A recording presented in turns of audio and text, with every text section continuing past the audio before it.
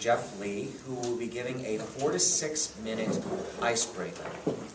I would like to introduce Jeff Lee and his icebreaker. Yeah.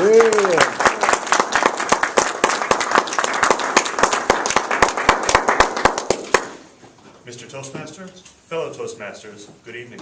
Good evening. Good evening. Tonight I'd like to tell you a little bit about myself and why I joined Toastmasters. First of all, just to get this out of the way, I'm a huge nerd. I have a nerdy job, a whole bunch of nerdy hobbies. As a kid, I watched Star Trek every day after school, and I walked around with my nose in a book so often that my English teacher complained to my parents that I read too much. He might have had a point. I wasn't a very good student because I spent more time reading than doing my homework. And when I wasn't reading, I taught myself how to program computers because that was something Mr. Spock could do. All right. I told you I was a nerd.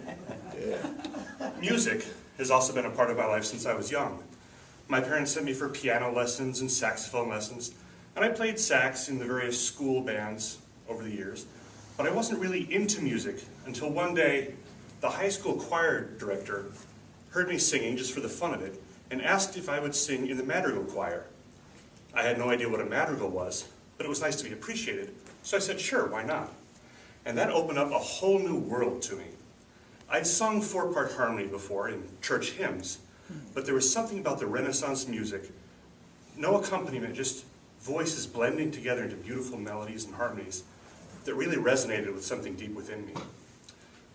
When my mother came to pick me up from one of my first rehearsals, I was so uncharacteristically happy and talkative, she was certain I'd started using drugs. Well, I hadn't. But when I got into college, I majored in music education. Not because I wanted to be a teacher, because that meant spending every day standing up in front of a room full of people and talking. But the school didn't offer a performance degree, so music education was close enough. And I did pretty well until, like I mentioned a couple of weeks ago here, I unwittingly insulted a major professor's entire life's work and had to switch to computer science instead. So the path of my life diverged a bit from where I'd planned, and I've made my living as a professional computer geek ever since. But I've still kept music in my life as a hobby. I've sung in chorales and community choruses. I played in and arranged music for an early music group, which was a lot of fun.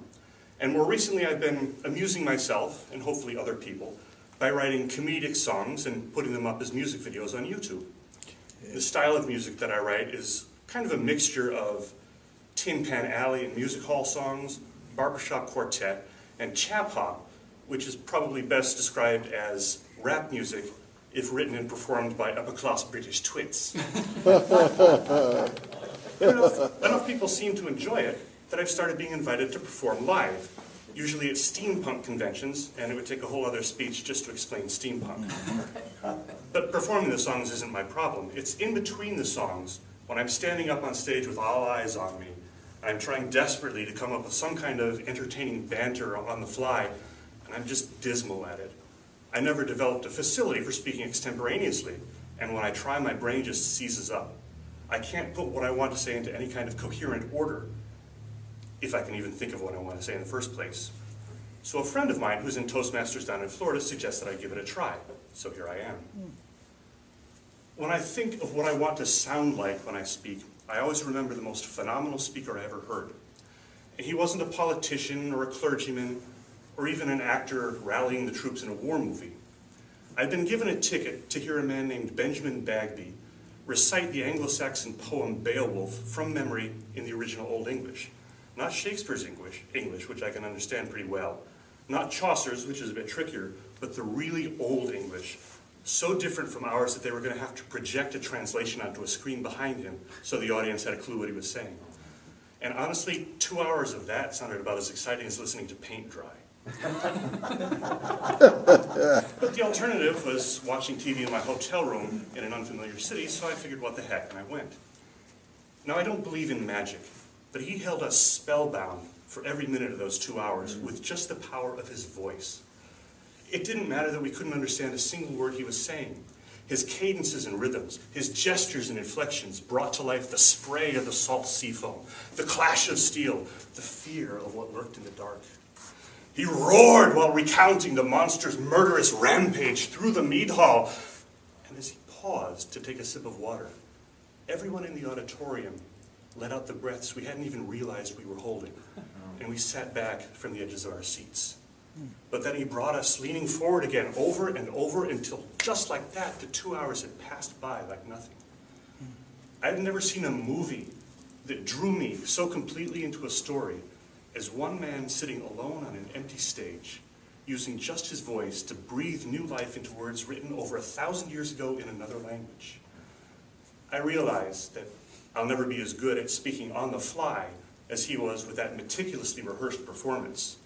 But with your help, if I can get even part of the way there, I'll be happy.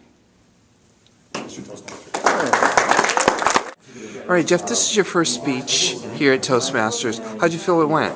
About as well as I'd hoped it might, better than I feared it would.